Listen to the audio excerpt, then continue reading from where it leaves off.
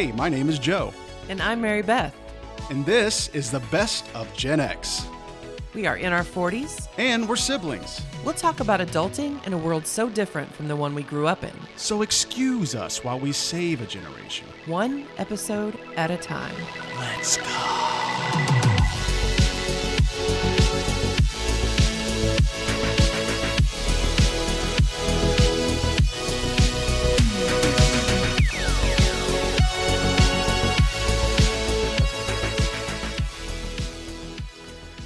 Hey, Joe. Hey, Mary Beth. How's it going? Good. How's it going for you? Not too bad. I have a touch of the sickness. It finally landed on our doorstep this week. Aw. There's so much going around. It's flu season and there's norovirus and all kinds of things. And Our basketball team was missing 6 players in the last week or so from it. Mallory works full-time as an aide at the elementary school, and they had to close on Friday. I believe it was Friday. They had to close because of absences. Oh, yeah. Just I heard everybody's that. sick. Yeah, there's a school system across the bridge that had to do the same. I think they were Yeah. out a few days. Yeah. Bummer. Yeah, and so Josh missed 3 days of work this week, although he did test negative for everything. That's positive. Isn't it? It is. And he's on the mend, and Mallory's got some kind of junk, but not enough to keep her out of commission, you know. And I just have a touch of it, but I'm a survivor. You are. What's that Beyonce song? You are a survivor. Okay. So how about you? Well, I'm very excited to share some news with you that I don't believe I've shared with you yet. I am now the proud owner of a passport. Oh, it's happening.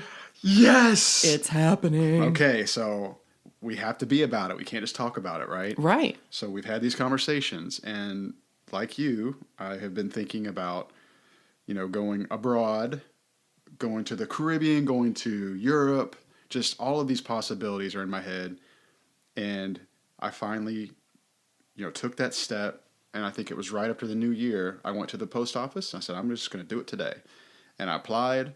And I just did the standard, and I got it in 3 weeks, and I am so excited. You are excited. He actually, ladies and gentlemen, sent me a picture of his passport when it came in. It's just the most, listen, I know you've had one and yours is expired because you had to have one when you were a teenager, but it is the most. Well, wait, I had to have one when I was an infant. True. Because I was born abroad. True. Thanks for keeping me honest. But that one burned up in our house fire. Because that's what we do here. That burned up in the fire, so I had to get a new one when I was a teenager. It's your fault. No. We've had such a life. We have. But anyway, it's most, as you know, it's the most unreal feeling to just have one, because the night before I got it, I go to sleep and I can only travel within the United States. And then the next day, I feel like a world traveler, and I've never even been anywhere. I'm like, I can go anywhere I want. A door has opened, and you feel that sense of freedom. The possibilities, I'm like, I can go anywhere I want. That's amazing. Anywhere. And so people, I'm sharing that information with people because they know I'm excited about it. And we've talked about traveling. Yeah, and one of my buddies, he said, "Oh, so where are you going?" I'm like, "Oh, I don't know. I just want to be, as they say, passport ready." Right. So now I can go anywhere. I'm really excited. And I'll be getting mine soon. Yeah. So that we can travel together. Yeah, so we'll go offline with that. Yay. But we're very excited about those possibilities because we want to make memories together. Right. And now's the time at our age. So I got that, and when I pulled it out of the package, I was like, "Oh, it is on like Genghis Khan and Sean John in Bhutan." In Bhutan. I mean, that's literally how I felt. So yeah. And the other thing, Mary Beth, that I'm super excited about that I want people to hear is you and I booked something locally. All right, folks, we are about to jump out of our skin with excitement. We have We are geeking such an out. announcement. We are geeking out. I want everybody to brace yourselves. Yes. You have heard us talk about The Office. And listen, I just made an Office reference. I just Right. literally made an Andy Bernard reference. We've done a 2-part series. Mary Beth and I took the plunge. We did. Because we're all about adventure. 2025 is going to be lit. And friends and family joke about how you're like domesticated and Yes. you go to bed at like 6:30. Right. But I will give you credit on this one. You were like very proactive. I was. You sent me texts and pictures and you were like, "Look, here's the deal." And so you really took lead on it. Yeah, because I didn't want tickets to sell out, etc.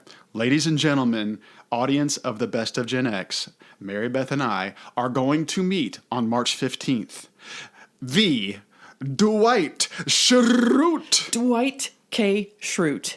We are going to the Indianapolis Comic-Con on March 15th. Saturday pass.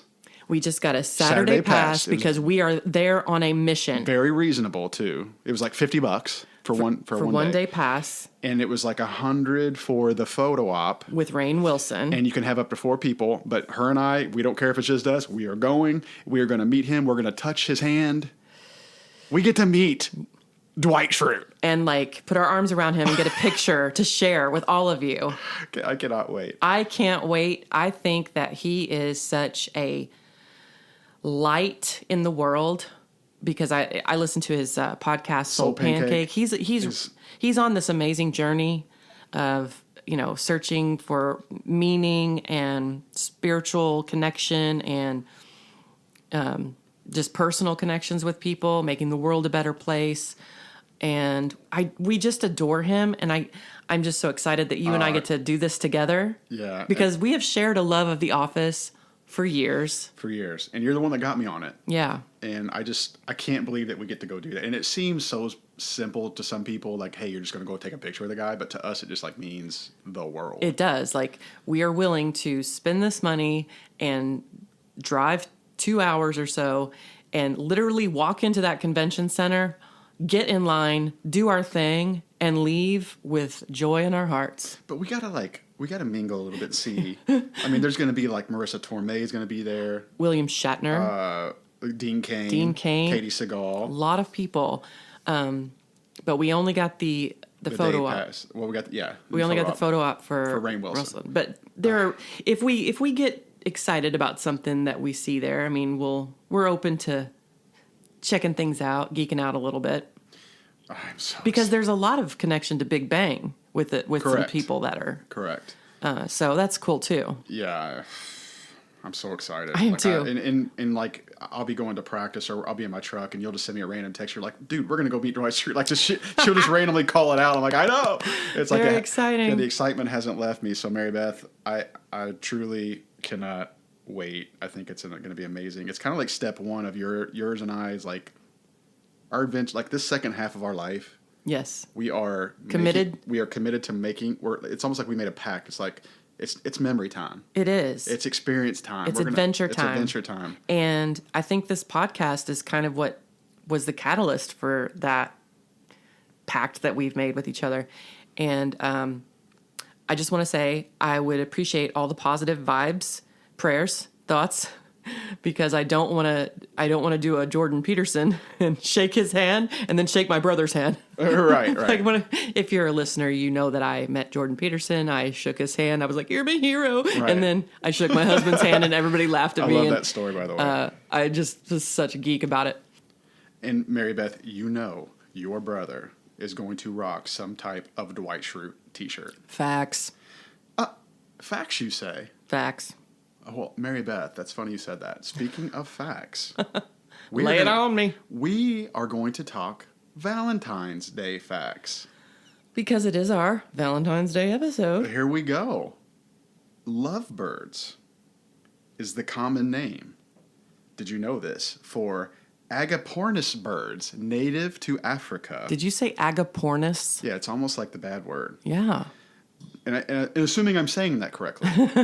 But they are brightly colored parrots who mate for life. They travel in pairs and they feed each other, similar to couples that you might see going out to eat for Valentine's Day. I never knew that. I never knew there was the connection with that. I didn't either. For the term lovebirds. Lovebirds. One of the more, as you probably would expect, so this probably is not earth-shattering, but Valentine's Day is one of the more popular days to get engaged. You would probably assume that, along with Christmas and New Year's. Yes. Does that surprise you at all? Because you have this real pensive, like... Right. You have the thinking face with your hand on your chin. Right. I've become the famous sculpture. Yeah, what say you? I think I'm surprised by that because it seems rather cliche to get engaged on Valentine's Day. Yeah, you know what, though? But maybe some people are lazy. Some people are lazy. Okay? People like to celebrate their pets on Valentine's Day. in around, I think it was 2020 or 2021, I read there was about 1.7 billion with a B dollars spent on pets for the holiday of love. Now, that is something that you would do. I have. I believe, and you probably have. Okay, now it wasn't for my pet, but I think it counts. I think it was 2 years ago for Valentine's Day, and Josh and I really don't make a huge deal about it, but because it's Valentine's every day That's right. in our house. Hey, bleh. But I surprised him with a pair of boxer briefs, black boxer briefs with hearts like all over it, and our dog's face all over it. Ruby Sue, because she is the love of our life. And I love when he wears those. He was so excited. You thought the perfect Valentine's Day gift didn't exist. Well, it does. And my husband wears it as underwear. Hey, no comment. I'll just let that one sit. It was so great. That is totally a gift you would buy. And by the way, you have 2 dogs now, so Ruby Sue can't be the love of your life because you have 2 of them. I know. You have to show equal love. Equal. Okay. Alexander Graham Bell applied for the telephone patent on February 14th, 1876. How romantic. Isn't that right? Did he take his wife out that day? Or was he too busy patenting? Yeah. He's too busy changing the world. Honey, I'll get to you tomorrow. I'm about ready to change the world. Funny shit. Okay. Okay. About 36 million heart-shaped boxes of chocolates are sold each year. Mary Beth, that is about 58 million pounds of chocolate. Wow. Now, I'm not a big, just straight chocolate guy. I have to have, peanut butter with it or some kind of Della whatever. It has to have, ice cream. I have to have something with plain chocolate. I can't just eat it plain. So I'm not a big, plain chocolate guy. So I don't like the whole give you a box of chocolates or give you, a little bar. I can't do it. Can't do it. Never been into it. Well, what if the girl's into it? Wouldn't you give her a box of chocolates? I am just not a big fan of Valentine's Day in general, and I'd hate to be that way because I am a romantic guy. Yeah? But I feel like it's superficial. It's manufactured. Yeah, it's forced. Forced. It's forced showing of affection and love. It's people get so lazy in their relationships, and I've been guilty of it certainly. But it's that one day a year you're gonna act like you're the hero of acts of love. That one day you show up with flowers. Yeah, so I don't like it. I understand. And I think that's a pretty popular sentiment. Yeah, and actually. and this is going to sound really stupid, but even when I was a young kid going through school, when you had little Valentine's Day parties, I couldn't get into it. Really? Couldn't get into it, man. You've always been a cynic? Yeah. Maybe I was just pissed that Christmas was over and my birthday was over. Because my birthday's in January. I'm like, screw this holiday. I've got to wait a whole year for fun. Yeah. So that's just me. I'm weird. I get excited about Valentine's Day for one reason only. Russell Stovers. Josh always gets me a box of Russell Stovers. Well, at least that's got some flavor, different. It's got some cherry stuff in it and some of that kind of stuff. That orange. stuff's dangerous. I do like the orange. The ones where the chocolate's got the orange Gross. in it. I kind of like that. Well, then you have weird taste buds. Oh, I said I was weird. And to be fair, I said I was weird. I just said it 30 seconds ago. You did own it. Yeah. And I can't hear, because I'm a Gen Xer, I can't hear the words heart-shaped box without thinking of Nirvana. Oh, yeah, good great call. song. Great frickin' song. Great song. And I've heard lately, just by chance, scrolling through TikTok or YouTube, I've heard some amazing renditions of that song. Really? Yeah. See, I'm into that stuff. With cello. I'm into that stuff. Piano. I'm into that stuff. Yeah, So yeah. I would dig that. In fact, the composer for Game of Thrones, which the music is just out of this world. Next level. He does a rendition of it. That composer, I'll have to Really? share it with you. It's kick-ass. Okay. Yeah. Yeah. Anyway. Do please share. Don't ever be afraid to share. Because luckily, Alexander Graham Bell on Valentine's Day invented the telephone, which has since evolved to these little things that we hold in our hand every day. Our little computers. all day. So please text me. I sure will. Off topic, but since we're talking about that, you would probably enjoy this as well. The Lord of the Rings So I saw the actual recording of this young, like 12-year-old kid singing in a recording studio, the like high pitched, like that part, and it's got the cool background music. That kind of stuff I like. So it's kind Yeah. of getting to what you're talking about, like Yeah. recording different stuff. I'll send it to you, bruh. Yeah. Lastly, Galentine's. Now this is like How do you know about Galentine's Day? What you know about Galentine's? I believe that there's a show that I've been telling you for years that you need to watch called Parks and Rec. It has the star is my spirit animal, Amy Poehler. Leslie Knope. I am Leslie Knope. I mean, and she had celebrated Galentine's Day in that show. So I wondered how you know about it because you won't watch it. I hate that you're so smart. You are unstumpable. I thought I was gonna be sharing like this really cool like tidbit with you today. Treat Yourself 2011. Shocker. You would get that reference. Okay, so Best day of the year. all right, all right, Miss Know-It-All. All right, Miss Know-It-All. Yes, Galentine's is increasingly popular these days. It was a made-up holiday, like Mary Beth said, first mentioned in a 2010 episode of Parks and Rec, and it kick-started a massive wave of quote-unquote friend-to-friend spending. Yes. Since 2010, friendly gift expenses have practically tripled to $1.6 billion. Wow. And that's February 13th. It's like the day before, Yes, isn't it? correct. Galentine's Day. Correct. Well, we're not going to actually talk about what we intended for this episode. Hold the phone. Yeah, things took a turn. Okay. Things took a turn. So our last episode, we said, please reach out to us and make your suggestions for a movie that's like a love story or romantic comedy, old or new, that maybe not enough people know about, or maybe it's a favorite from the 80s or 90s that you want us to watch and talk about for today's episode.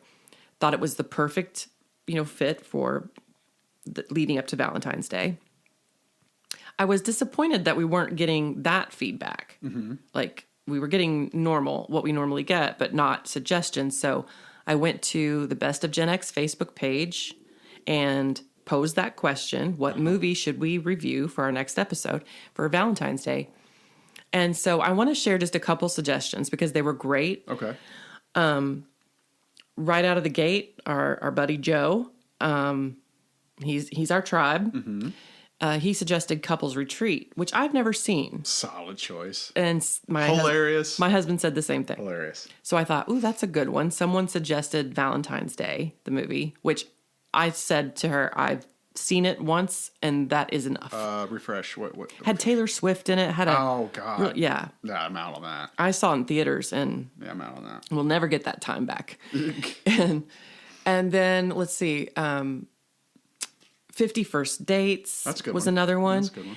And then I have to side with my girl Wendy. Wendy hopped on and said Pride and Prejudice, and I thought, ooh, Wendy, I could go on. Pulled at your heartstrings, I know, because you love that movie. That's my top 5. Yeah, I knew you loved That's that somewhere movie. in my top 5. I could recite it, and I thought that'd be great. And then I thought, man, I don't know if Joe would be into that. That'd be interesting to kind of get him. But then someone else, Alonzo, my friend, suggested 50 Shades of Grey. Oh, there you go. So things started to take a turn. Yeah. And I was like, dang, I'm kind of loving that idea because I've seen it. I've read the books. I could have a lot to say about it. Are you going to make me throw a bucket of water on you right now? No.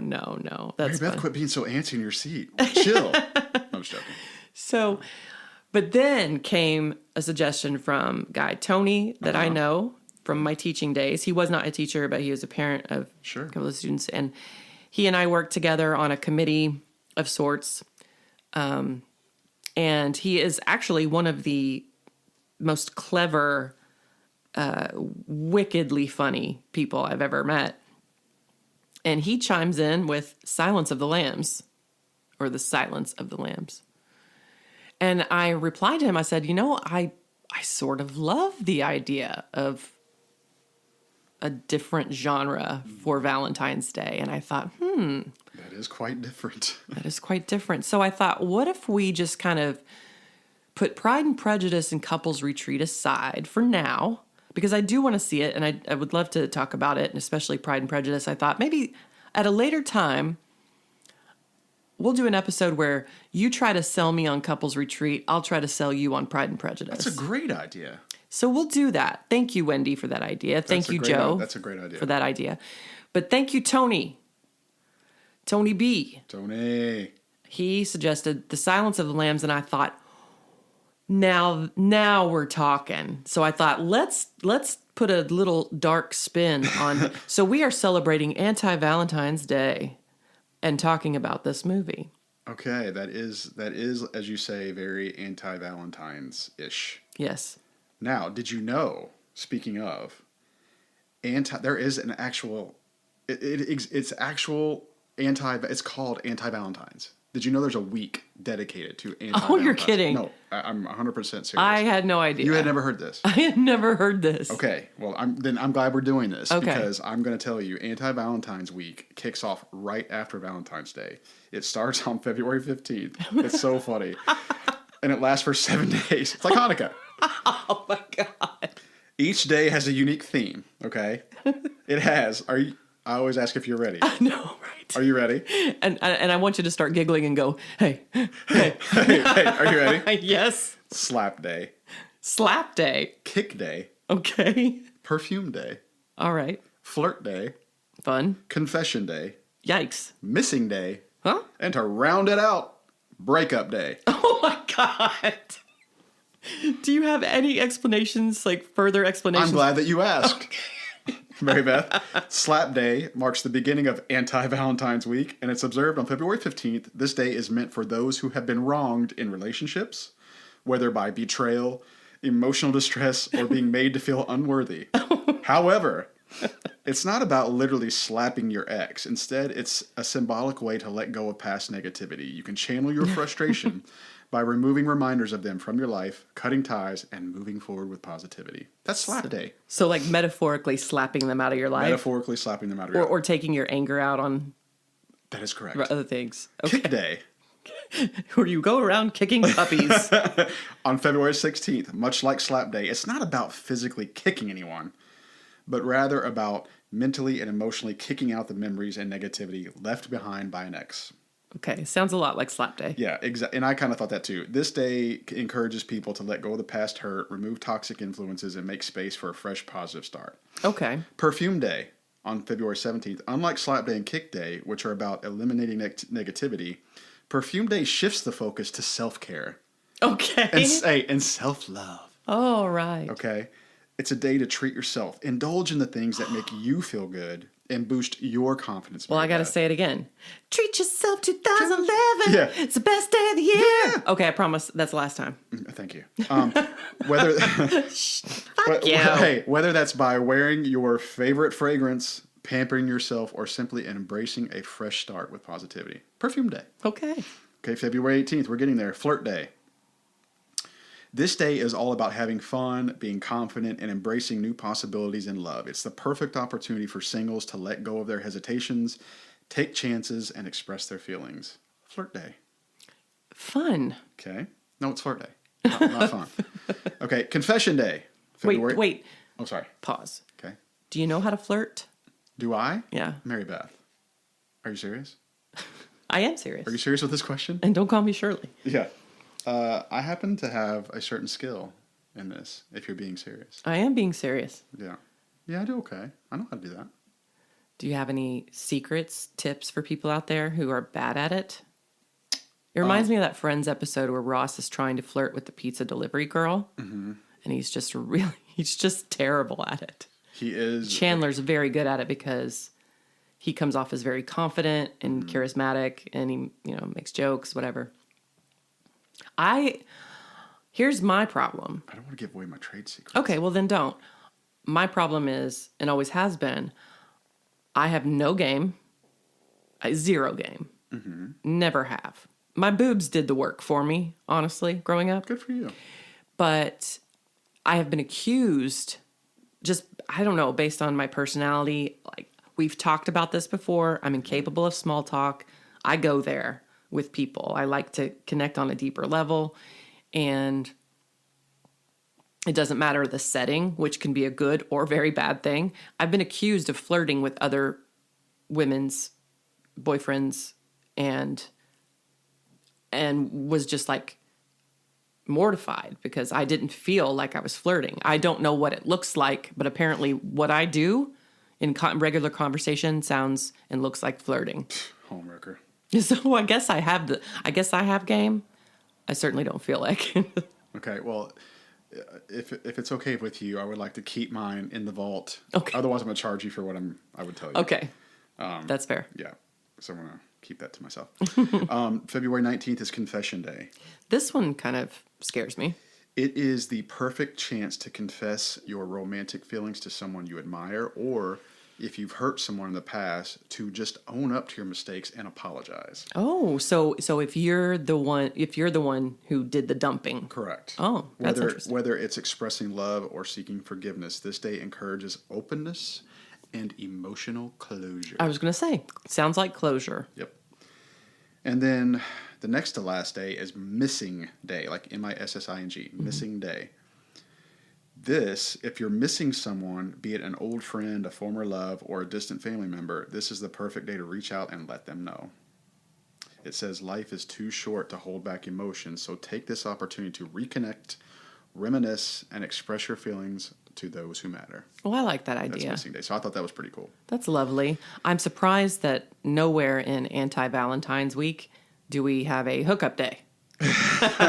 Just have an empty, meaningless, fun exchange. Ooh, maybe we can get with the anti-Valentine's people that started it. Yeah, we can. Yeah. Breakup Day is the grand finale of Anti-Valentine's Week. Is this where you've been thinking on it for a while, you've been sitting on it for a while, and then you wait until after Valentine's Day to break up with somebody?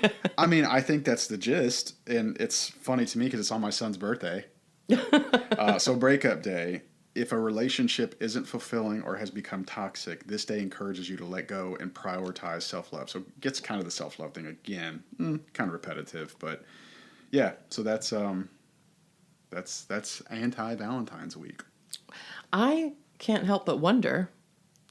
I'd love to know. Are there any numbers out there?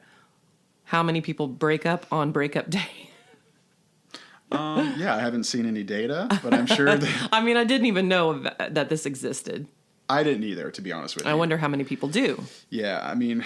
Tell us, folks, are we late to this party? Yeah, so I have to believe, and this is just my opinion or my speculation, I have to believe that some creative person, some artistic creative person was jaded, had bad situations, bad breakups, whatever, loathed the Valentine's Day and just came and just formulated this like idea and was, like maybe got with a couple friends like at a brewery or something. They're like, bro, yeah, hey, bitch bro, is crazy. Yeah, you know what?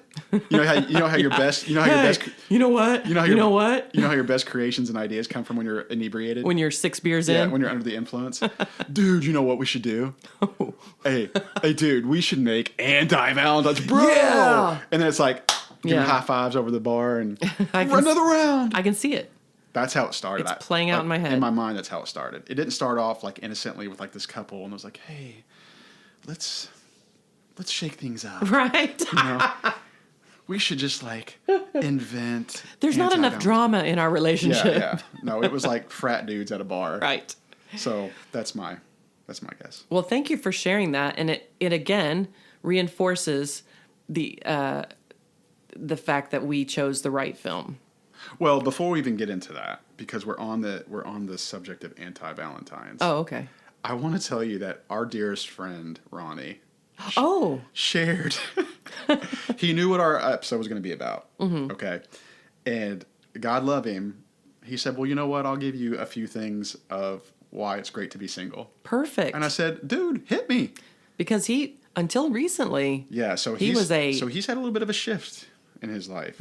Okay. He was a toxic bachelor. Yeah, I call it a little bit, but it's a big deal. Mm-hmm. So my friend Ronnie, who Mary Beth has known since we were kids. Love him. Love He him. married us. Yes, yes, exactly.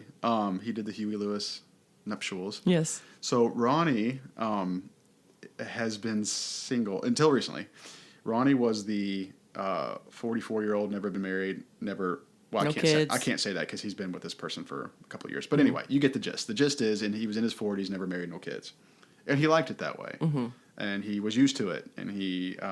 But those of us who love him hated it for him because Right. he's such a great person. He is this wonderful energy. Amazing. He's an amazing dude. And the fact that he wasn't sharing his life with someone Yeah. who could appreciate Yeah. that. Someone deserved him. Someone deserved him. And he deserved someone. Yes. And I think he, we would tell him, candidly, we wish that you would get married and meet someone. And he was like, no, I'm good. Like, he was always like, no, I like it this way. Like, don't be sad for me. Oh. But here recently, in the last, I don't know, year or two, he met someone. And I've met her a couple of times. She seems great. And recently he called me and said, hey, I had to talk to you. And he found out that they're having a child. I can't get over it. I can't either. I'm so excited. I am too. I cannot wait to see a little Ronnie. I'm so excited. And I even told him, I said, my sister and I have expressed our interest or our hope that you have a young boy that looks just like you. Or I said, even better, a girl that looks just like yeah, you. yeah. So How cute would that be? I said we need to see a spitting image of the dark hair, the freckles, and the I can't dimples, and yeah, because he's a doll. yeah, he's amazing. So he's fantastic. And anyway, he started laughing. He said, well, if it's a girl, I hope it looks like Jamie. If it's a boy, I hope it looks like me. Mm-hmm. So yeah, so I'm excited for him. But anyway, prior to that, Yes. he had some single life experiences that he decided to share with me, and I thought they were kind of funny. So. Well, that'd be great for anybody out there who is feeling lonely. It's a hard time of year. Mm-hmm. I mean, I think a lot of couples who've been together for a long time don't make that big of a deal out of Valentine's Day, But for someone who's single and who maybe doesn't want to be, it's a hard season. It's a hard knock life. Yeah. So, and I'm gonna repeat this word for word because a couple of them's funny. Okay. Well, I hope these help. Yeah, and one of them's not really serious. So. Okay. Number 1, no one to answer to. You can do what you want when you want. Want to travel at the drop of a hat? Done. Done. That was number 1 on Ronnie's list. Number 2, the solitude of just a quiet evening alone. Binging a show you've seen 20 times. Oh. I like how you said binging a show you've seen 20 times. 'Cause Yes. That's totally something we would do. Yes. Number 3, variety. This is where it gets kind of silly. Variety of partners. Like Hank Williams Jr. said, I like to have women I've never had. That's such a Ronnie answer. It is. And then lastly, he said, no arguments over dumb shit. Oh. I mean, he's right. Testify. Yeah, he's right. So thank you, Ronnie, for sharing that for this episode.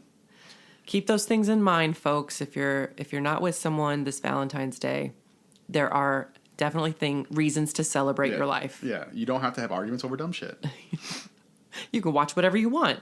Yeah, preach. Well, here is the final reason that the movie we're going to talk about is perfect for our anti-Valentine's Day episode. The very first thing I did when I sat down to do some background research, I looked up when it was released. Are you ready for this? I'm ready. 1991, released in theaters on February 14th. That is very anti-Valentine's. I almost fell out of my chair. That's very anti-Valentine's. You think they did it on purpose? I think that there's some kind of portal that someone jumped through, and because I don't think that really happened. I think it came out in like September, but then the forces of nature decided to play a prank on us. In an alternate realm. It was too perfect. That is fantastic. I couldn't believe my eyes, and I thought, okay, well that seals it then. That seals it. Yeah. So That's a great call, by the way. So, why don't you give us an introduction to this film? Okay. We are going to start with the director. The director's name is Jonathan Demme or Demme? Demme. Demme. Okay. Yeah, I knew you would know that. Okay, so Jonathan Demme, like you said, it was released February 14th, 1991. I'm trying to imagine all of the date nights Oh, yeah?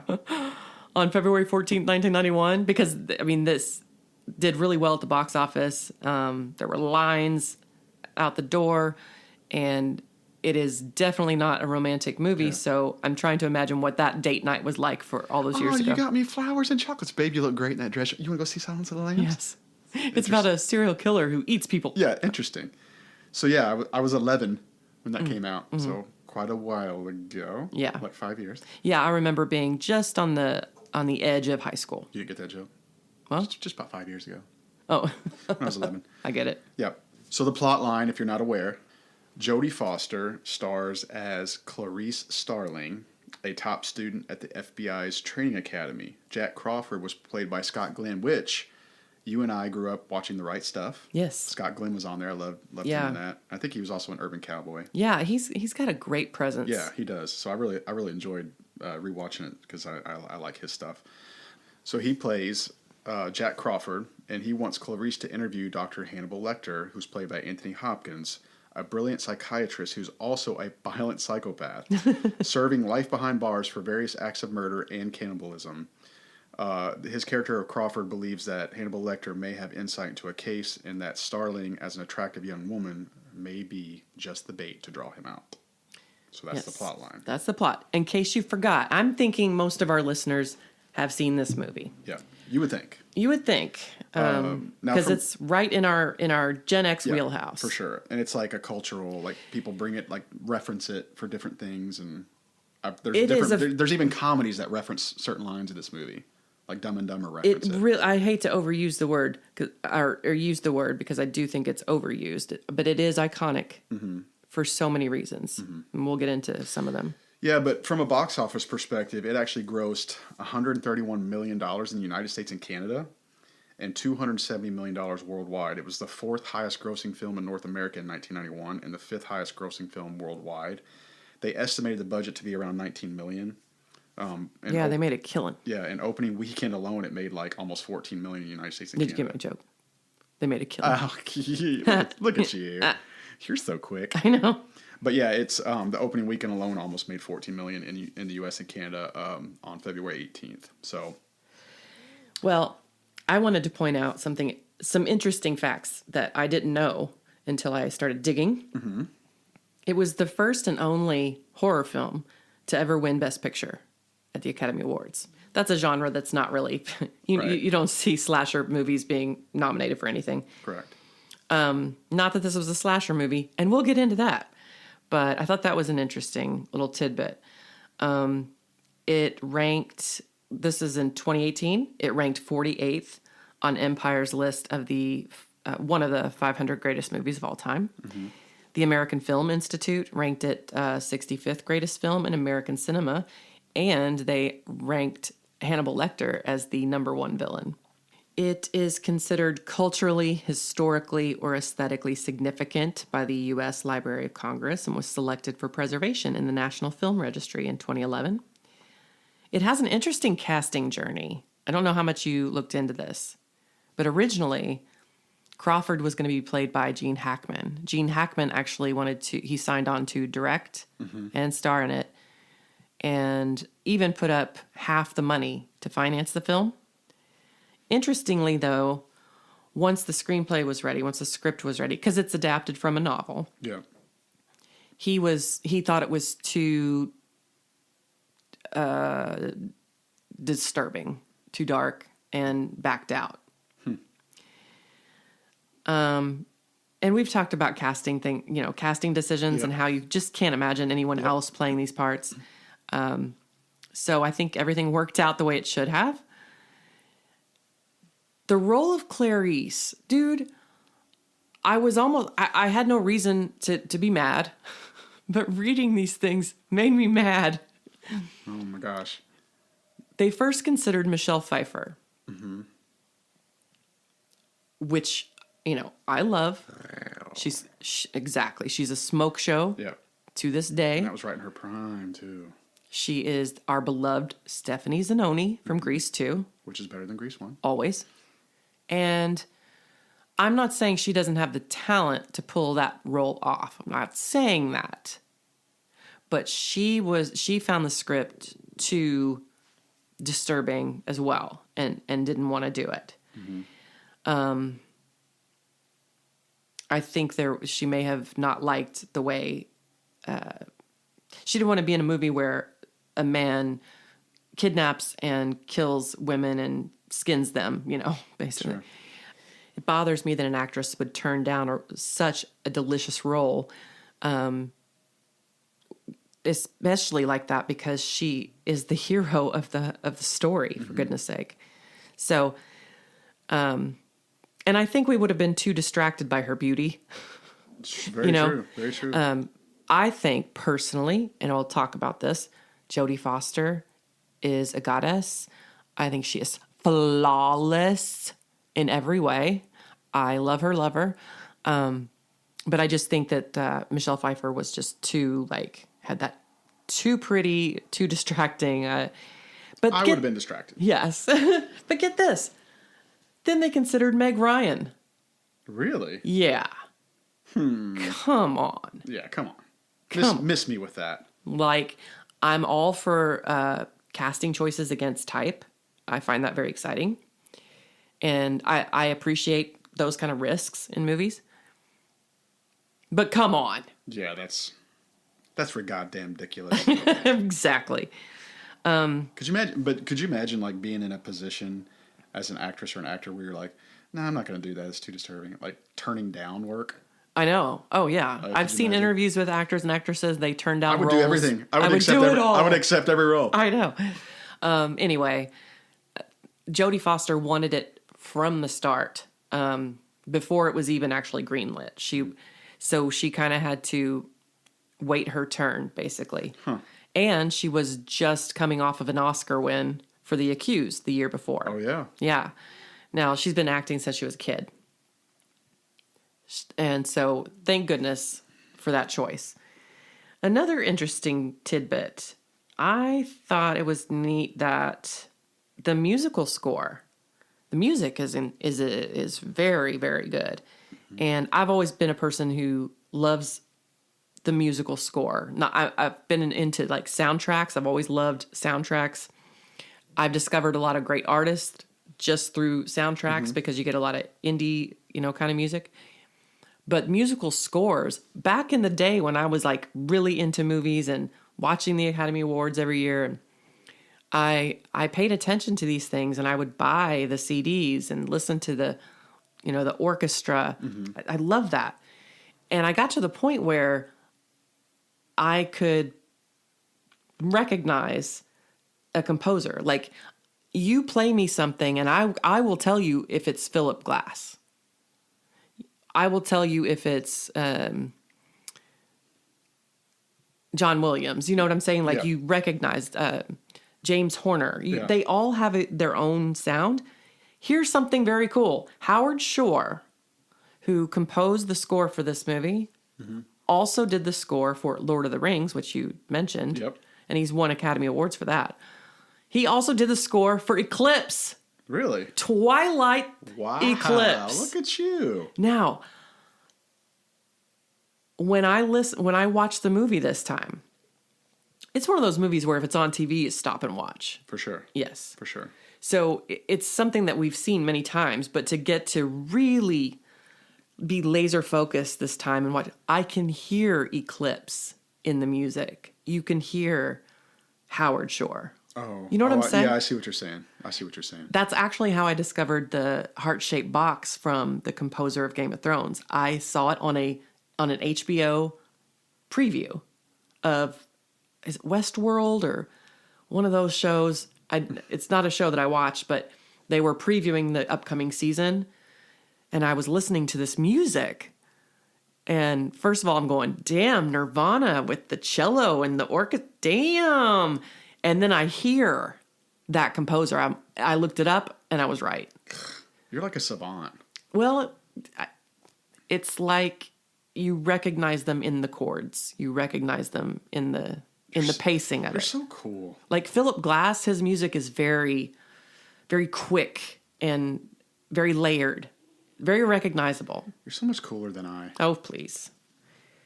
And then finally, Chris Isaac makes a cameo. Exactly. Is that something you didn't notice until like you were older? Correct. Yeah. Correct. At the time, it went right over my head. Yeah, I mean, I forgot that he had some acting credits. I mean, he was in Friends. Yeah. And That Thing You Do. yeah. That's a great. Yeah, so yeah, good for him. But So- that's cool. But he has that look. I mean, let's be honest. He Yes. kind of has that. But those were Hollywood just look. some interesting factoids. Yeah, no, that's great. I didn't know any of that. So Well, I think we're going to take a break. okay. And when we come back, we're going to break this movie down.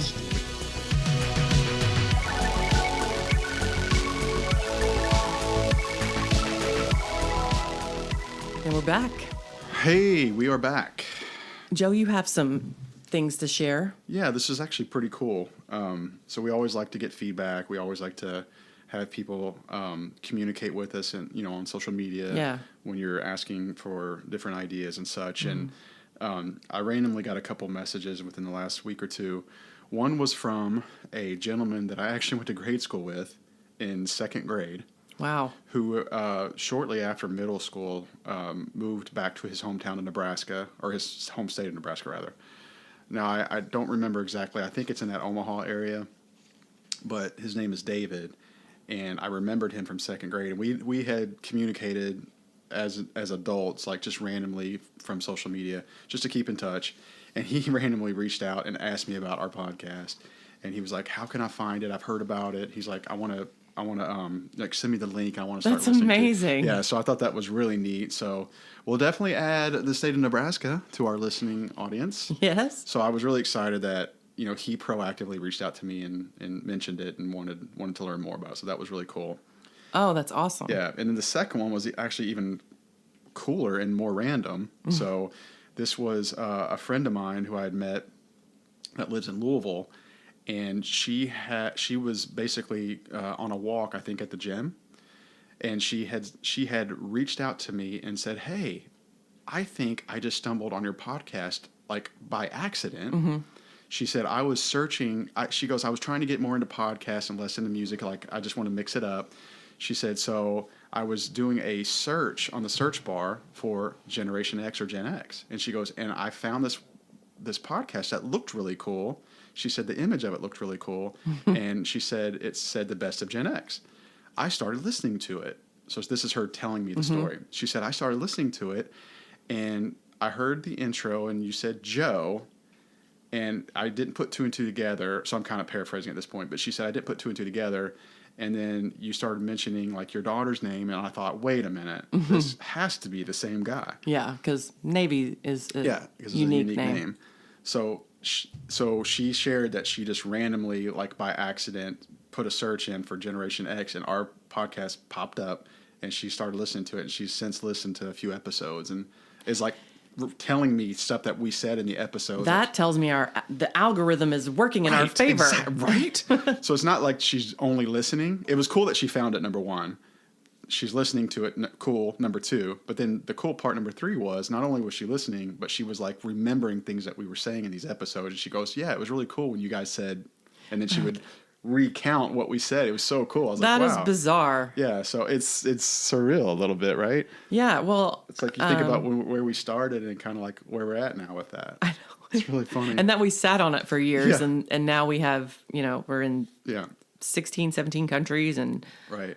just crazy. Yeah, really neat. Well, anyway, let's get to the analysis portion of this show. Yeah, shall we? I have got a lot to say. I'm sure you do. Why don't you start? Okay, so The Silence of the Lambs is titled so because the lambs represent innocent victims. And the silence signifies their inability to scream or cry out, either because they're dead or they've been saved from the killer. And it creates this metaphor for the story's theme of hunting down a serial murderer and preventing further bloodshed. And the title also connects to the protagonist, Clarice Starling's personal trauma involving slaughtered lambs, which drives her desire to protect the victim. Exactly. And just some key points about the title meaning. So lambs as victims. So the lambs are a clear metaphor, like I said, for the serial killer's innocent prey. Silence as a lack of outcry. The silence, quote unquote, refers to the victim's inability to scream or call for help, representing their helplessness. Clarice's personal connection. The title also alludes to Clarice Starling's traumatic childhood, which we mentioned, that memory of hearing lambs being slaughtered, which further emphasized her motivation to save the victims. Yeah. So I just want to kind of call out, because you watch the movie, and I've even seen online people in forums saying, I watched the movie and it was great, but I'm really not sure how the title connects, and that's really how it connects. Well, I mean, I would think the average viewer would pick up on that a little bit because she tells that story, and it's a pivotal moment in her relationship with Lecter. And I kind of thought the same, but there were more people that expressed that than I thought. It's almost like they didn't put two and two together. Got it. They didn't connect that dot. Yeah. Because part of her journey is trying to silence the screams in her head from that memory. Yeah. Cool. Yeah. It was kind of one of those, I saw it, I loved it, but I don't get it. The title, Right. So anyway, thought that was interesting. I think we should point out too that yes, it's based on a novel. Yes, there are other installments of this franchise, but we are talking about Silence of the Lambs as a standalone work of art. Correct. So anything that we talk about involving characters and their motivations or their backstory, we are not responsible for what happens in the book. So don't be like, you guys don't know what you're talking about. Right. We have not read the book. Right. We are not claiming to know the backstory from the book. We're just talking about the film itself. Yeah, because to your point, there is a sequel and there is a prequel. Mm-hmm. I've actually seen them, but it's so long ago. Yeah, and I think, oddly enough, I think the sequel came out first. Yeah, I think so too. Yeah, I think in the whole, I'm not going to get into the sequels as much because it kind of gives away some of the stuff, but I think the idea was 7 years had passed. Mm-hmm. But the prequel I can talk about a little bit because it's prior to. Mm-hmm. It was called Red Dragon, or it is called Red Dragon. It came out in 2002. Yes. And if you're not aware, ex FBI agent Will Graham, who was played by Edward Norton, he's an expert investigator who quit the bureau after almost losing his life in the process of capturing, who we talked about, Dr. Lecter, which we'll get into. After a series of particular grisly murders, Graham soon realizes that the best way to catch this killer, known as the Tooth Fairy, is to find a way to get inside the killer's mind. Mm-hmm. And so for Graham, that means confronting his past and facing his former nemesis, the now incarcerated Dr. Lecter. So Got it. That's the idea of the Red Dragon. Yeah, like I said, I remember seeing the other films once and Yeah. And I'll give you two reasons that they were in comparison. Reason one, Jonathan Demme. Reason two, Jodie Foster. That's fair. I want to talk about the writing first. First of all, this was the third film of all time since the Academy Awards started. Mm-hmm. It's the third film to win all 5 categories, all 5 major categories. So we're talking Best Actor for Hopkins, Best Actress Jodie Foster, Best Director Jonathan Demme, Best Screenplay, and his name, I didn't write it down, and Best Picture. Yeah. That was only the third movie to do that, and like I said, the first horror movie. Now, the screenplay, when I was telling Mallory about our upcoming episode... Oh, she watched it with you? She was going to, but then she had other plans. But when I was telling her about this movie that she had never heard of, I actually struggled to put a label on it when I was explaining it to her because, scary movie, horror film. Oh, you were trying to explain it, yeah. Those didn't feel right, because it's not a slasher, whatever. So then I said, well, it's a psychological thriller, but even that didn't quite give... that would be, to me, that would be the closest. It's the closest, but it doesn't quite give justice to just how terrifying this movie is. So I think that's a testament to the writing itself. It's a hybrid of a couple of different it's a great call. Horror genres. You're right. But to help you out, Ted Talley was the screenplay. Oh, thank you. You. I knew it was 2 T's. Yeah, you did. Hey, alliteration aside, let's keep going. Hey, nice. Yeah, you feel me? Nice. Proud of that one. The dialogue. I think that while it's simple, the dialogue is actually quite simple, but it's often fast and loaded, and you aren't really given enough time to really unpack what's behind each character's words. Conversations, they feel pretty authentic, like true to life. Whether it's, friend to friend or superior authority, instructor, whatever you want to call it, to student, mentor, mentee, and even Clarice and Lecter. The conversations feel very authentic, but I just found it interesting that, in comparison to, say, The Social Network, this is not an Aaron Sorkin where, huge vocabulary, very fast talking, hard to keep up. This was different because the dialogue, like I said, was very simple, but just very loaded.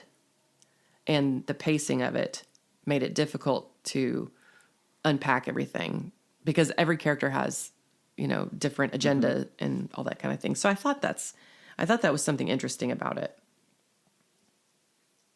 And then the sound. I mean, one of the reasons this movie is so iconic, one of the moments is when Buffalo Bill is sort of trying on part of the suit that he's making to sort of transform into a woman. I know, right? It gives me shivers. It's imprinted in our minds forever. Where he's filming himself, he put on the makeup and all this stuff, and then he does the tuck thing, the famous tuck, and then stands back and sort of poses for himself. That moment is the essence of this twisted story. Yeah, he played that. It left extremely quite well. an impression. Yeah, he played that extremely well. Extremely well. It puts the lotion on. Now, okay, Josh was like, "Don't throw me under the bus now." I said, "No, I'm going to tell everybody that you're so good at this imitation that it creeps me the F out." My husband does the impression just like Ted Levine. Oh, I could see where Josh could do that. It puts the lotion on its skin and puts it in the basket. And I'm just like, "Stop it! Stop!" It puts it in the basket. But anyway, the song that's playing is by an artist named Q Lazarus while he's doing that, during that scene. And that song became just forever, like, tangled up in this movie. Interesting. There's supposed to be a documentary about that Q Lazarus artist. Because she kind of, like, disappeared into obscurity and was a bus driver and a cab driver and that sort of thing. Like, okay. Yeah, like, so a documentary about this person is supposed to be coming out in the next year.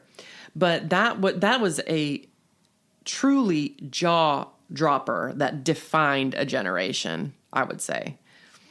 That, and of course the sound of Anthony Hopkins' voice as Hannibal Lecter. Even the way he says her name, "Hello, Clarice." I can't do it. Can you do it? "Hello, Clarice." Here's my best effort. Here's my best effort. "Hello, Clarice." Not bad, not bad. Yeah, he was excellent. And of course, the sound that he makes after the famous fava beans and a nice Chianti. Yeah, nice Chianti. They're very nice. Ugh. Well done, Joe. Yeah. Creepy. People might remember that from the Dumb and Dumber movie. That actually was an improvisation. He was sure that Jonathan Demme would cut that part out, but he just did it for fun. And it became... Hey, it worked. It worked. Yeah, it worked. Well done, sir. The themes of this movie, there are many, and I think that we'll cover some of them when we talk about character development. But first, I want to talk about the directing and the cinematography and just the plot structure of the story. I had mentioned the pacing of it. It's helped very much by the direction and the music together. The standout feature, of course, of this particular director, Jonathan Demme, is the close-up, talking directly into the camera. It makes the viewer part of it. So you're seeing characters talking to Clarice from her point of view, looking right at you. They're looking and speaking directly to you. And so that pulls you into the action. Almost literally, you're part of it. And all this, if you notice all the spaces, like the production design, all the spaces are very tight and very confined. No windows. You know that moment in the end in the basement where, you know, she shoots him and it opens up that Yeah. what's covering the window, and that's like the first daylight. Yeah, like he's wearing the night vision stuff, And then Anthony Hopkins, when Dr. Lecter is trying to strike this deal about what he wants, his terms, one of them is a view. He wants a view because this movie, all the spaces are purposely very tight, very closed, very dark. Yeah. Very intentional, we have to assume. Of course, because it creates this sense of like claustrophobia. Yep. Because you have, not only is this person trapped in a well in this dude's dark basement, Buffalo Bill, his character, is sort of imprisoned in this life that he cannot be open about. Right. Dr. Lecter, of course, is in a prison. And interestingly, they said that he was actually locked in there, and it was a process to get him out. So it took like 15 minutes to unlock that cell that he was in, like in real life. Wow. Yeah. So the viewer with the close-ups and from her point of view and all of that, all of the tightness of it makes you feel claustrophobic, and you yourself, like a lot of the characters, start to feel, as Macbeth said, cribbed, cabined, confined, bound into saucy doubts and fears. So I just think that, you know, one of the things I loved about teaching literature is getting the students feedback about a story I would assign them to read and asking questions, trying to pull from them the feelings that they experienced as they were reading, positive, negative feelings, and then showing them how the author did it. And it's the same thing with film. Like, these decisions are all very intentional that you don't notice is happening. But then when you reflect on it, you're like, oh, that's how he made me feel this way. That's why I felt like I was suffocating. Isn't that something? Yes, it's amazing to me. I love it. Yeah, it totally kind of like confirms and validates that those guys are so artistic and creative that they have like a process that you don't even like realize is intentional. It's the back end stuff. Yeah. Those decisions that are made that you don't know anything about that have such an impact on the mood that's created and the sensation that you experience as a viewer. It just shows how much depth they have. It's in their craft. It is a craft. So that was really impressive to me, how those things came together. The characters are looking and speaking directly at you, and you know, all those things come together to create this tremendous tension and terror. Yep. Especially leading up to that climactic moment where she is on his doorstep. So I'm in awe, right? So let's move on to character development. Okay. This is the juiciest part for me. We'll start with Clarice Starling.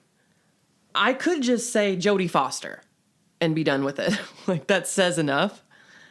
I love, love, love her. And I love her portrayal of this particular story's hero. You know, I went down a little bit of a rabbit hole because I know she's the hero of the story, but I thought, hero or heroine? And so I kind of did a little deep dive on that because I was like, I feel like the word heroes become pretty gender neutral, but I wanted to be correct in calling her, you know, either or. And honestly, she was a blend of both, because the hero is more, his journey is more about personal glory and overcoming something with brute strength, perhaps.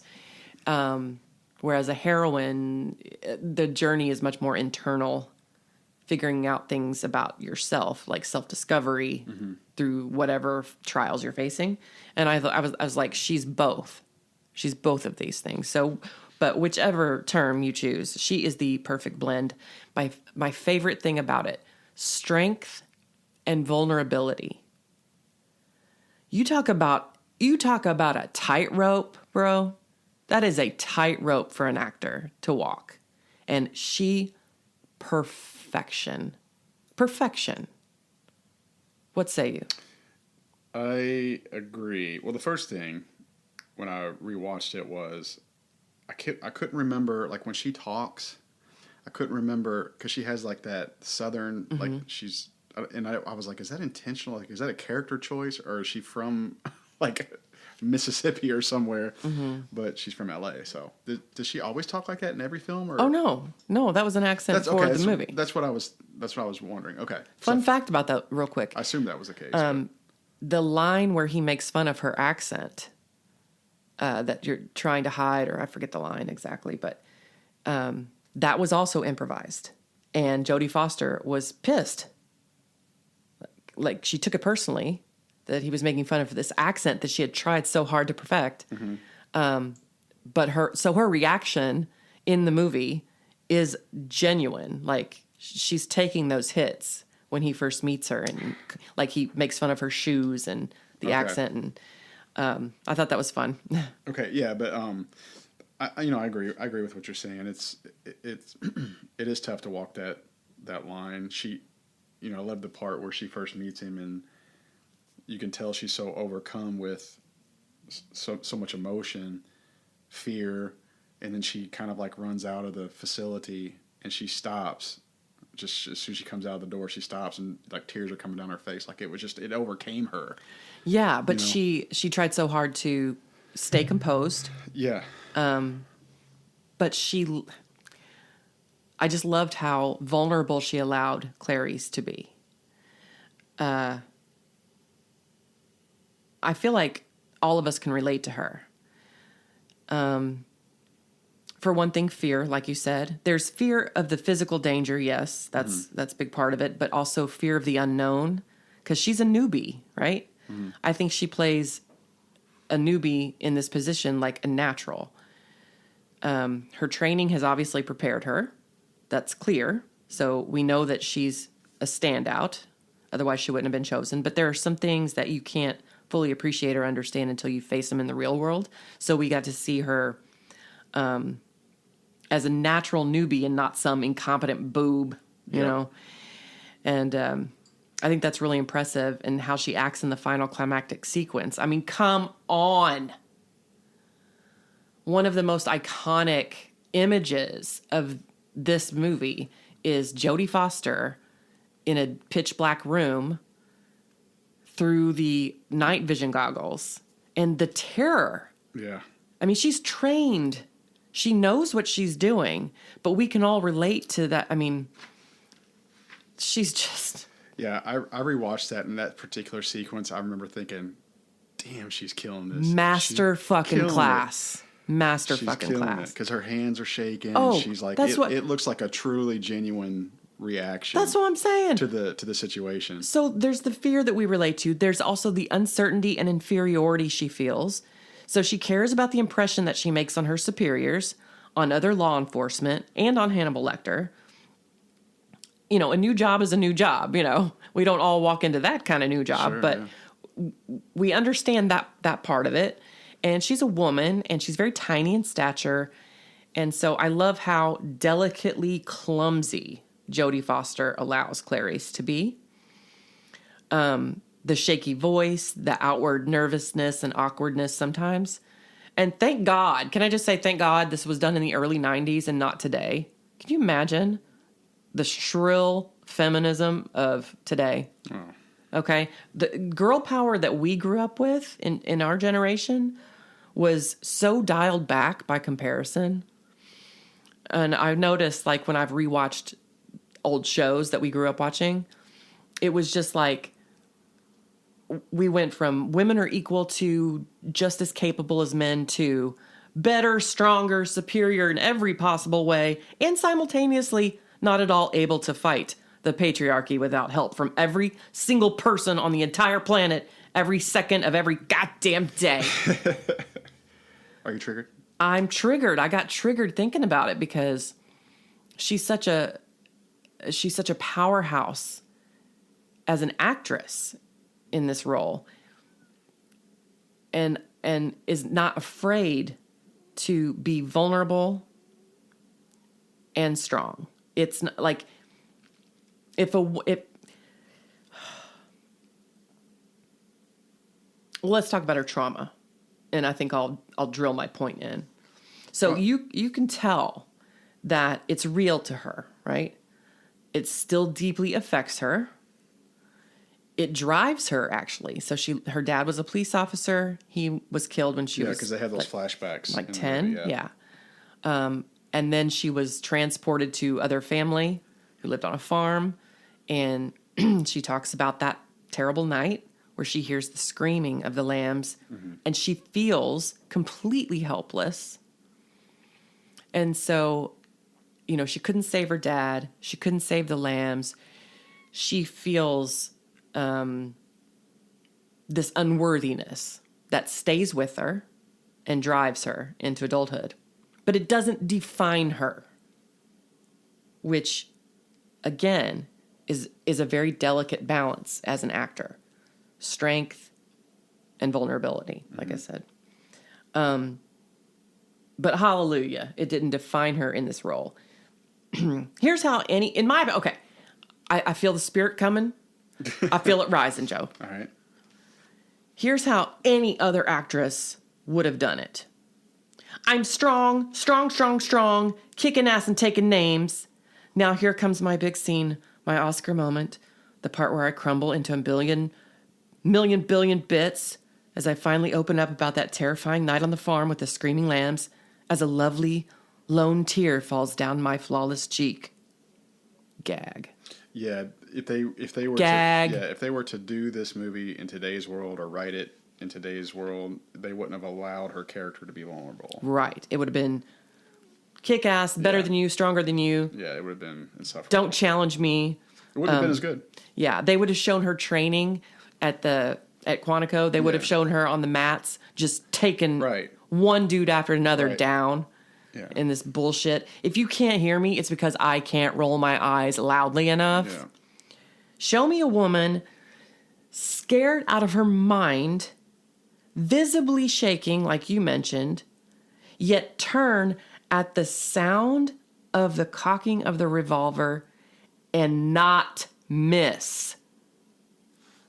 Bad fucking ass. Yep. That is female empowerment, because it's real.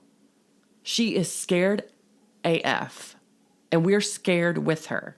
And I don't know that any other woman then or now would have played it like that, like she did. Yeah, I love how they set that up too, because we both knew the outcome, and I was still like scared for her. To this day, like on the edge of my seat. Exactly. To this day, that whole sequence, I'm enraptured. Yep. Well, let's talk about Lecter. Yeah, another Lecter. Now, people have teased him and said that he got that voice inspiration from Katharine Hepburn, that he was basically just imitating her. He claims that that's not true. That's kind of funny, actually. But I wonder what about Clarice appeals to him. Like, what's this chivalry going on regarding the Miggs incident when she first meets him? The guy in the other cell, what he does? Yeah. Because Hannibal is very offended that they would send this, student to unpack his mind. He's just so insulted by that and so put off. But as soon as she walks away, and that happens to her with Miggs, I won't describe it. Yeah. We all know. He's like, come here. Come back, Clarice. But then he yells for her to come back and then decides to help her. So I found that interesting. And then when he escapes, her friend says, Are you worried he'll come after you? And she's like, no, he won't come after. Why? He would consider it rude. I mean, there's just this strange appeal and chivalry that I don't quite understand, I think, but I find really fascinating. Yeah, I never thought about that, but now you've got me thinking about it. Yeah, well, and like when he passes her the files, when he's in that cage, and that shot of their fingers touching with the file folder. There are these moments that make me wonder. Well, And I suppose if I read the books, I'd have more insight into that. But I just always felt like he is. It's But I easy. think it's on both sides too. Like you talk about the exchange of the stuff. Like there's something about her to him, and I think there's something about him to her. There's some Like strange. he captivates her in a strange way too. Not just the one way. He like to her, he's something to be conquered or figured out at least, and to him, strange because any other person he would have tried to manipulate. Like that's what he does. But he does in fact help her, and the question lingers why exactly. It's the men he seems to find most contemptible, right? Yet I don't get a damsel in distress vibe at all from their dynamic.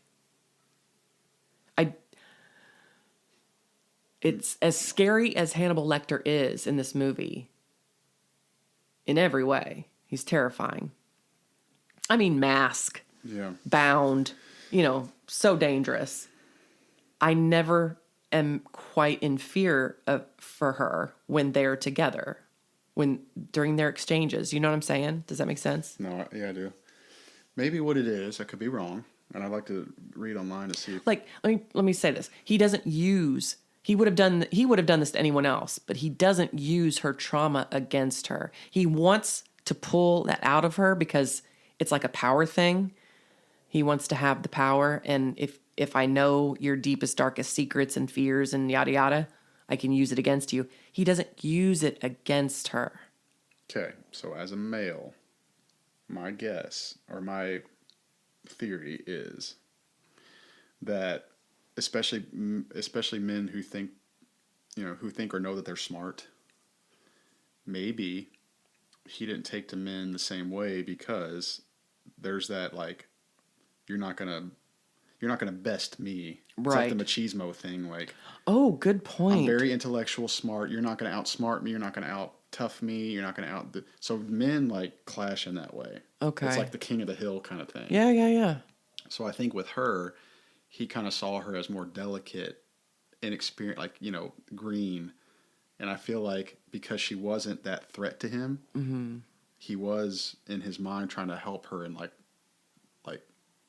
almost teach her in a way. Yeah. To figure him out. Exactly. Whereas he was threatened by another dude that was like physically maybe his equal or intellectually or what he thought to be his equal.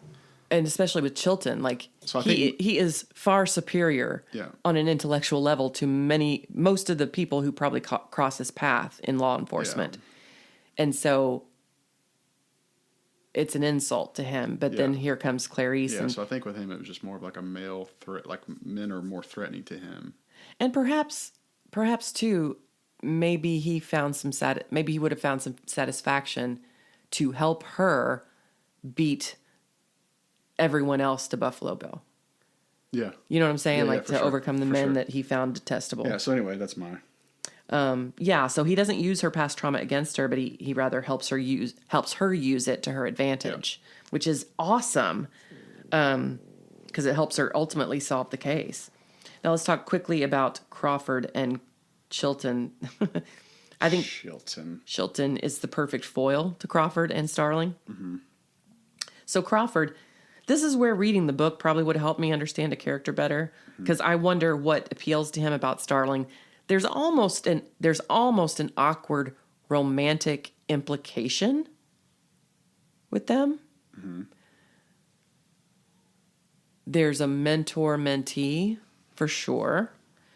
He mentions that she's a former student of his and that she's obviously memorable. And he's like, I gave you an A, and she said A-. She wants to work with him. Yeah, she mentioned that. Yes. Like that was her goal. So there's a mutual respect and admiration for sure. I almost got a sense that like when they shake hands, that shot after she gets her certification, whatever. But it also in that moment when he said your dad would have been proud, there's also a father-daughter kind of thing. I just think in general he meant a lot to her. And... Yeah, I like their relationship, even though I don't quite fully understand everything about it, like his reason for choosing her in particular. Anyway, but Chilton, perfect foil. He's in it for all the wrong reasons, dude. What a name, Chilton. He takes personally Hannibal's lack of like compliance and cooperation and connection. He takes that personally and he envies or covets. See what I did there? Covets. Remember when he's trying to help her solve the case and figure Buffalo Bill out, and he covets what he sees every day. Oh, yeah. Yeah. But he envies Starling's outward strength and composure and professionalism against his experience and credentials. He's got all the bells and whistles, right? It's contemptible to him. But it's his own incompetence that he should be mad at. Right. Because he really is in it for all the wrong reasons. Yeah. He's in it for the accolades. He thwarts their effort to strike that deal. Yeah, right. So you're like, damn it, Chilton. Oh, when they brought Lecter on the plane and he was all bound up, yeah. Yes. Yeah. Yeah, he was played by Anthony Heald, who was also in He's great. Outrageous Fortune. He was in Outrageous Fortune. I love him. Do you remember him in Outrageous Fortune? Yeah, he was kind of the goofy, Outrageous Fortune character. So lovable. Yeah, but then at the end, he ended up being like a dude. Yeah, a dude. Yeah. Outrageous Fortune. So Golden. Classic. Anyway, I know people like him. I've worked with people like him. We probably all have. Yeah, that's what I'm talking about. Like, we can connect to these people. Mm-hmm. But I gotta say, let's wrap it up with Buffalo Bill, played by Ted Levine. He's the most complicated of all the characters, and I can't quite figure him out. Yeah. Yeah, I don't know if I have much to say about it other than he's very, very complex. There was a lot of backlash from the gay community. Really? Yes, when the movie came out. Interestingly enough, we know Jodie Foster's gay. Sure, yeah. We know that all the people in Hollywood have always been on a certain side of that, camp, and so they are allies. What did they think he was just making a mockery of the community, or the people making the movie, including the actors? No one saw that coming because they understood Buffalo Bill better, right? So when the film came out, the backlash was just sort of like a knee-jerk reaction to this guy. It's like, we don't have enough gay heroes in movies, and when gay characters are in movies, they're serial killers. Oh, yeah. You know what I'm saying? So that was kind of the core of it. And like treating transsexualism as something to be hidden or ashamed of, like in the deep dark. Yeah, because it wasn't as prevalent. It wasn't, but that's not what he was. I mean, Dr. Lecter kind of spells it out piece by piece who this guy is and what he's all about. He's trying to figure out, like, that's the whole moth, the moth and the butterfly, and he's raising these these moths. He's obsessed with transformation. If he were gay, he'd be killing men and boys. He'd be raping and killing men and boys. He's going after women.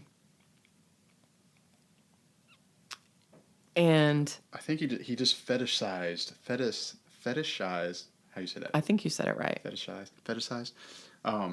Yeah, like this, taking the skin and making it into like a. He's trying to, like, I saw him in an interview say something really fascinating. I wish I wrote it down, but it was basically saying, I understood my character as someone who wanted to have you, take you, overcome you, and step inside of you. Yeah, that's great. And it's so creepy, but it's one of the things that makes him so hard to figure out. Like, how much of him is evil, and how much of him is illness, and how much of him is trauma. We don't quite know how to feel about him other than he's a scary, creepy motherfucker. Mm-hmm. But I think the backlash from the gay community was I mean, it's easy to say in hindsight, was completely inappropriate because the character wasn't gay. He was not a transsexual and wasn't trying to be a transsexual. I just don't think that you look deep enough into. Yeah, I mean, it's a lazy take. Just because It's a very lazy just take. because he threw on some makeup and put on the outfit, they were like associating him with that. It's so much more complicated than that. Yeah, for sure. And anyway, again, another reason that reading the book might be helpful to some, but I refuse because I'm so in love with this absolute masterpiece, this work of art that, in my opinion, is timeless. Every element that we've talked about works in tandem to make, I mean, from the costumes, nothing dates this movie. Except the cars. Except I was thinking of the cars. Honestly, other than that, nothing really dates this movie. And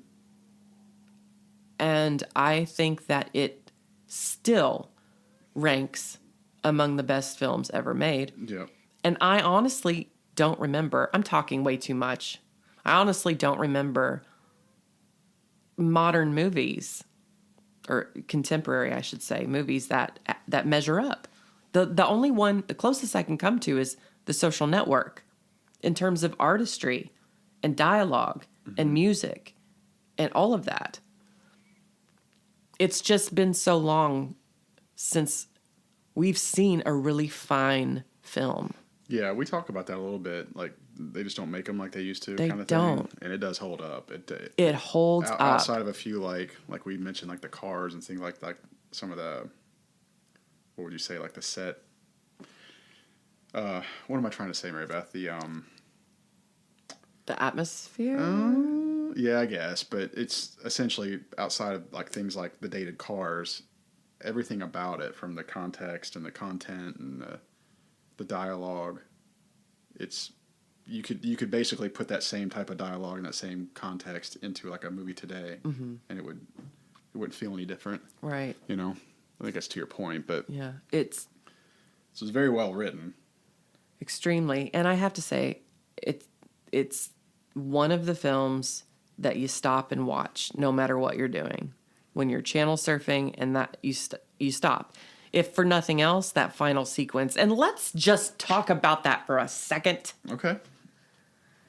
Is there a better, more thrilling final sequence of the movie? The climax of this movie, when Crawford thinks he's got him. Yeah, he's like staking out this house. He's got the people with him, like to floor it, like they were going up to the front door. Because Hannibal Lecter gave them the wrong name on purpose. Mm-hmm. And so you're seeing Buffalo Bill in his basement. You're seeing his doorbell, seeing and hearing it, because it lights up. Yeah, but then they show the other house and the other people. And on then the they show porch. the outside of the house and the fake flower delivery guy and the SWAT team. And you're thinking they are at Buffalo Bill's house. Yeah, 100%. And the shock of this century when the door opens and there's Clarice, little tiny Clarice, standing on his porch. Well, I think even before that, the SWAT team goes in and they're like, "Sir, there's nobody here." And the camera zooms. That's another. Yeah, and you're like, "Holy shit!" That's when I was kind of like, "Holy." That's crap. another cinematography decision where it just zooms in just at the perfect speed, and his beautiful, beautiful face, Scott Glenn, and he says Clarice because he really cares about her. Yeah, for sure. And we care about her. And so that's one of those moments where you see it for the first time, and even now I get goosebumps, and we're like, oh shit. Yeah. My first thought was, fuck, she's alone. She's alone. She doesn't have any backup. No support. backup. I mean, because they're in Chicago. Right. So now we're about ready to see what she's really made of. Yes. I'm so glad you put it that way. Yeah. And from the time she steps into the house to the moment she gets near the kitchen and he figures out that he's been, caught. Mm-hmm. You see her process that. You see it on her face, in her eyes, her beautiful, flawless face and eyes. You see it sort of sweep over her. You see it register. You see the wheels turning where she's like, oh shit, This Yeah. is him. Like she's asking him these default questions purposely, but as she's asking it, you can tell she's thinking about, okay, what am I going to do? She's putting it all together. What am I going to do if he does this? And then finally, what clinches it? She sees the moth. Yes. And Yes. that's when he kind of covers, that's when he escapes Yeah. to the basement. And dude, I didn't time it, but it has to be, from that moment, the finest, most masterful minutes ticking by of pure tension and terror Yeah. of any film ever. Yeah, like I said, I knew the outcome and I was still on the edge Exactly. of my freaking seat. It is fucking beautiful. Yeah. And what I love about the character Clarice and of course Jodie Foster's choices, when she yells, officers will be here any minute now, when she knows nobody's coming to save her, but she's trying to calm and quiet that girl. Yeah, because the girl won't shut up. And she's trying to scare Buffalo Bill. Yeah. I see What you're... what kind of strength does that take? Yeah, it's pretty masterful. It is. And she's shaking visibly the whole time. And we're all thinking, what would I do? How would I? You know, it's not classroom. It's not gym on the mats. Well, it's not fake scenarios. No, and I was this is real world. Yeah, and I was thinking to myself, like, that right there shows you, like, what, like, that's when it comes to, like, the FBI and those kind of things, like, that's what shows you, like, that's what kind of separates the best from the best of the best, because it's not just like a physical training. There's like a psychological component to it, that the best of the best have that in them innately, to, like, it's like a psychological exercise, and those that can, like, sift through that kind of thing. And that's why she was tagged by Crawford. I think that's why she was, like, being groomed to be this awesome agent, because she had that ability to, on her feet, not just remember, like, the physical movements and, like, where I should hold my gun, where I should, like, protect myself through this door. Remember your corner. Yeah, because early in the movie she doesn't protect herself. Yeah, like, how do I bang this door open? But there's also, like, the playing mind games with, you know, your target, I guess, if you will. And then the most brilliant part comes the moment where she's in pitch black. Finally, she's reached the room that he's in, and now he has complete power over her. Complete power. And the fact that Jonathan Demme chose to show us that moment through the lens of the night vision is incredible. Yeah. What a great choice, because we are seeing her feeling around in a pitch black room with her gun shaking in her hand, and you see him cock it back and the slow motion turn. Fucking brilliant. It's amazing. Like, you know, her senses had to be heightened because she couldn't see anything. Good point. So, like, just him clicking that, you know, that actually gave her, I think, she heard where it was coming from, but what about that hand almost touching her face? Oh my gosh. God. Yeah, I was going crazy. She earned every bit of that statue. Yeah, it really looked like a genuine reaction, like when you throw somebody into, like, a haunted house situation. She will forever rank among the best of the best. Yeah. Oh, I think industry-wide, that's She's still, and you know, I think the decision to finally cast her and not the other choices. I mean, there's a reason. I mean, not to diss. There's a reason that Jodie Foster is still fucking crushing it, and Michelle Pfeiffer is playing Ant-Man's mom. Yeah, that's fair. Do you know what I'm saying? Yeah, that's fair. She's just in a different caliber. Mm-hmm. Still.